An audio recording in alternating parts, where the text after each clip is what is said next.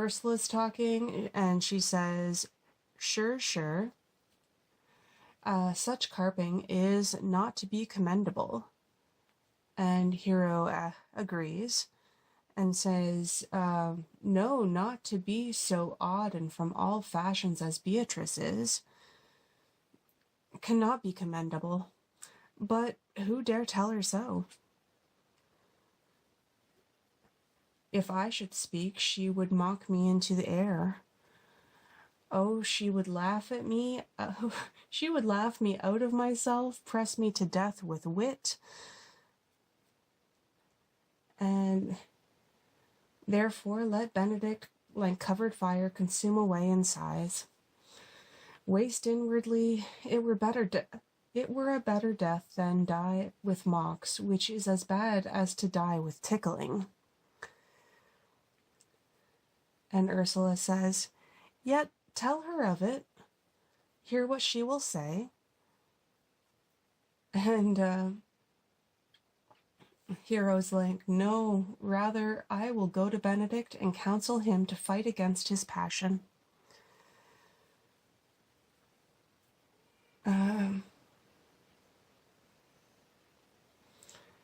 "And truly, I'll devise some honest slanders to stain my cousin with. One doth not know how much an ill word may empoison liking." And Ursula's like, "Oh, do not do your cousin such a wrong. She cannot be so much without true judgment." Page turn.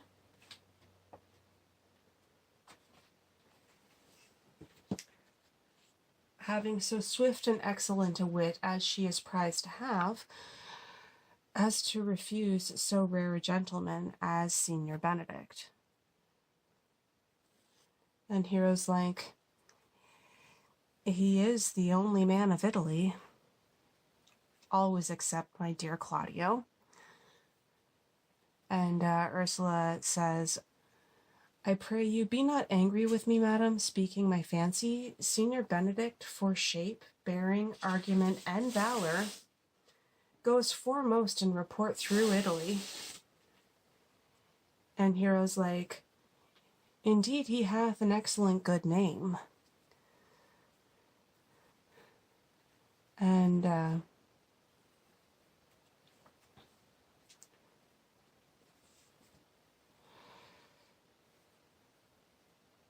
Hero says, Hero says that indeed he hath an excellent good name.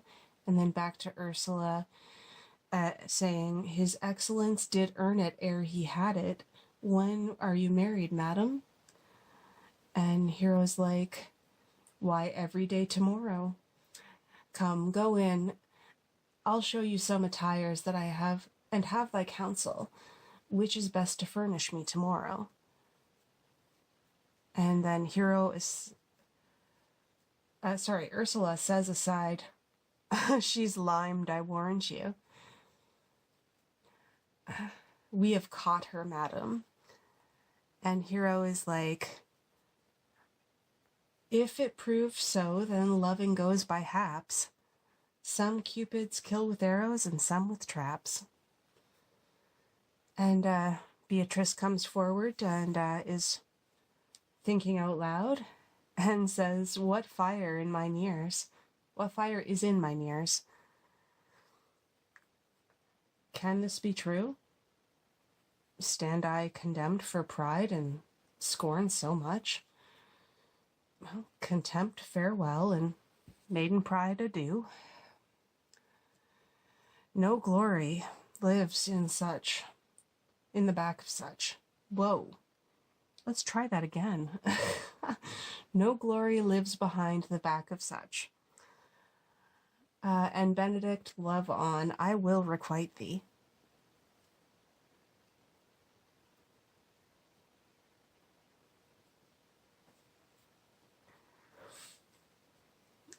Taming my wild heart to thy loving hand, if thou dost love me, my kindness shall incite thee to bind our love up in a holy band.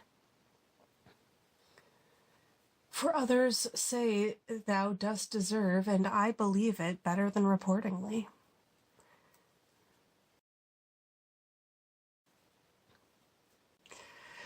So now we're on to Act 3, Scene 2, with the Prince, Claudio, and Benedict and Leonardo all hanging out.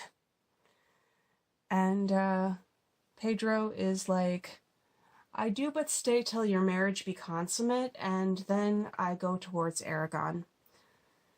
And Claudio says, I'll bring you thither, my lord, if you'll vouchsafe for me.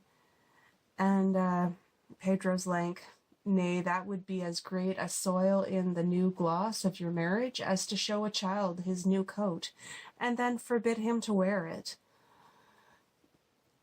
I will only be so bold, I only be bold with Benedict.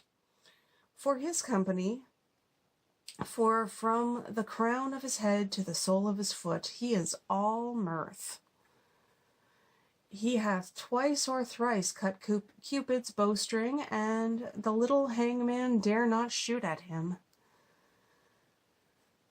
He hath a heart as sound as a bell, and his tongue is the clapper. For what his heart thinks, his tongue speaks. And Benedict is like, Gallants, I am not as I have been. And Leonardo says, so say I, methinks you're sadder.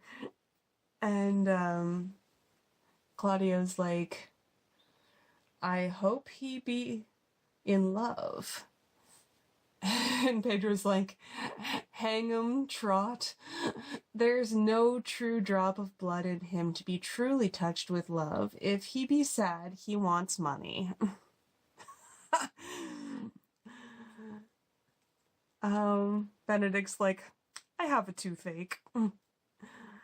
And Pedro is like, draw it. And Benedict instead is like, hang it. Like, and now it's time for another page turn.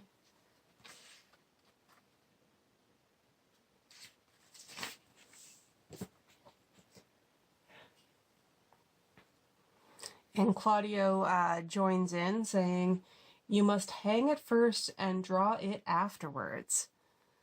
And Pedro's like, what, sigh for the toothache? So Leonardo says, where is but a humor or a worm? And Benedict is like, well, everyone can master a grief, but he that has it. And Claudio is determined to push the buttons, saying, yea, say I, he is in love. And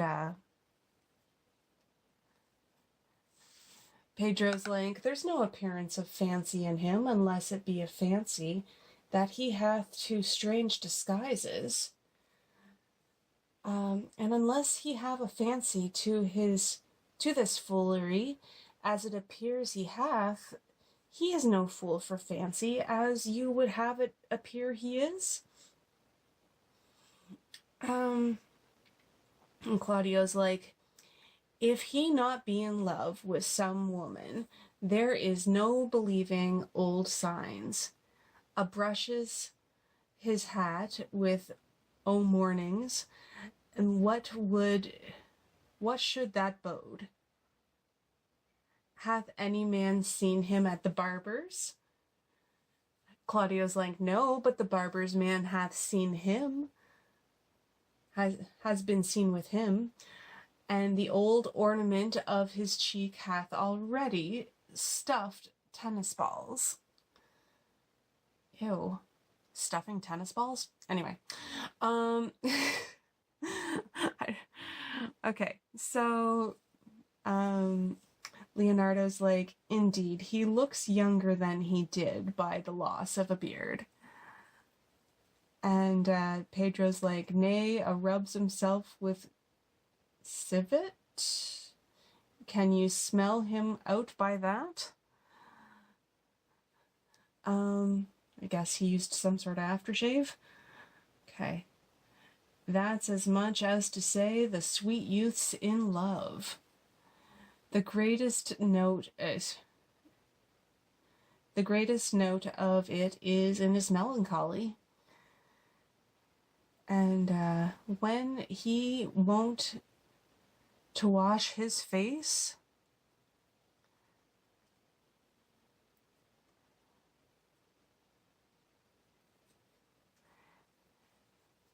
and when he want to wash his face, and Pedro's like, yea, or paint himself, for the which I hear what they say of him. And Claudio's like, nay, but his jesting spirit, which is now crept into a lute string, and now governed by stops. Pedro is like, indeed, that tells a heavy tale for him. Conclude, he is in love. They're having a lot of fun with this guy. Nay, but I know who loves him, is what Claudio says. And then Pedro's like, that I would know, I warrant one that knows him not. And Claudio's like, yes, and his ill conditions, and in despite of all, dies for him. And Pedro's like, she shall be buried with her face upwards. Yet this is no charm for the toothache. Oh, Benedict is like, yet this is no charm for the toothache, is what Benedict says. And then he says, old Signor, walk aside with me. I have studied 8 or 9 wise words to speak to you, which these hobby horses must not hear. Oh my. So, Benedict and Leonardo walk off to the side to talk, and Pedro's like, for my life to break with him about Beatrice. And Claudio's like, 'tis even so. Hero and Margaret have by this played their parts with Beatrice, and then the 2 bears will not bite one another when they meet. My lord and brother John enters. And he's like, my lord and brother, God save you.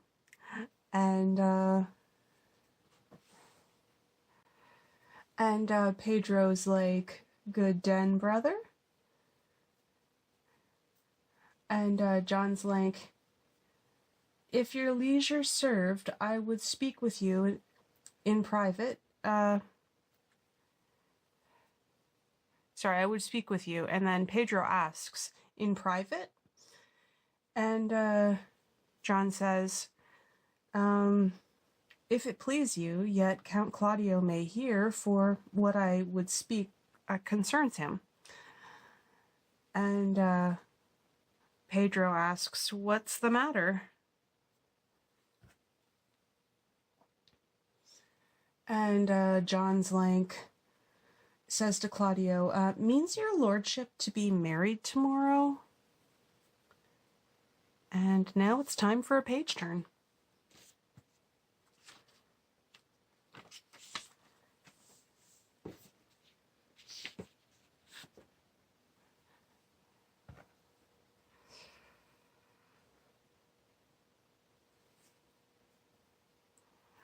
And Pedro is like, you know he does? And John's like, I know not that when he knows what I know. And Claudio's like, if there be any impediment, I pray you discover it. You may think I love you not, John says. Let that appear hereafter, and aim better at me by that I now will manifest. And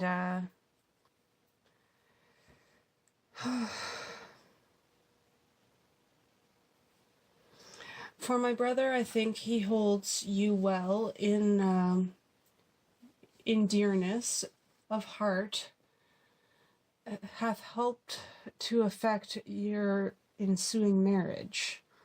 Surely suit ill spent. Wow, that's some word salad. Let me dissect that. You may think I love you not. Let that appear hereafter, and aim better at me by that I now will manifest for my brother. I think he holds you well, and in dearness of heart hath helped to effect your ensuing marriage. Surely suit ill spent and labor ill bestowed. Yeah, so basically, my brother helped you with this marriage, but it's not such a good idea. And Pedro is like, well, why? What's the matter? And Claudio's like, actually, no. Why? What's the matter? And then John says, I came hither to tell you, and circumstances shortened, for she has been too long a talking of the lady is disloyal. And Claudio's like, who? Hero? And John's like, even she. Leonardo's hero, your hero, every man's hero. And Claudio's like, disloyal? And John's like, the word is too good to paint out her wickedness. I could say she were worse. Think you of a worse title, and I will fit it to her. Wonder not till further warrant. Go but with me tonight. You shall see her chamber window entered, and even the night before her wedding day.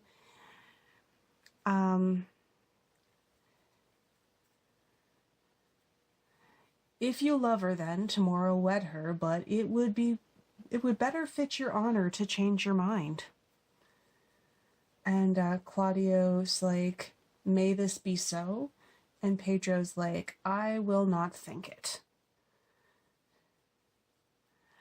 If you dare not trust that you see, confess not that you know.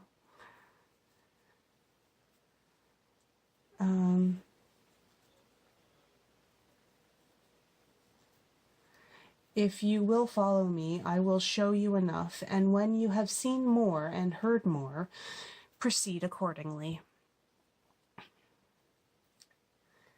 And then Claudio is like, if I see anything tonight, why I should not marry her tomorrow.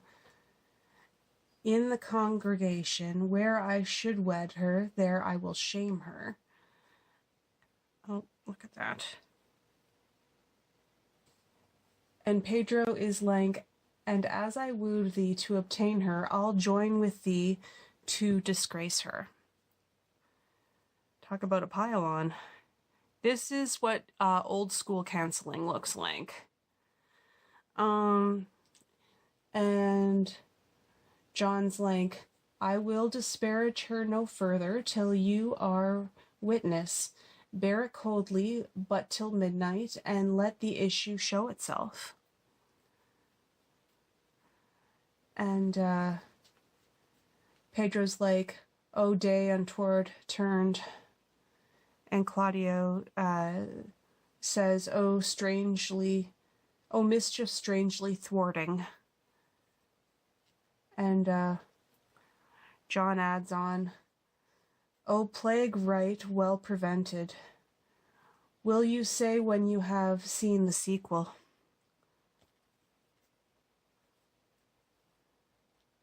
And that is the end of Act 3, Scene 2. So it's kind of like you see the lighthearted side of the trap when you see it being done with Benedict and Beatrice. but John is very much doing the dark side of that trap. So I will see you guys in the next episode.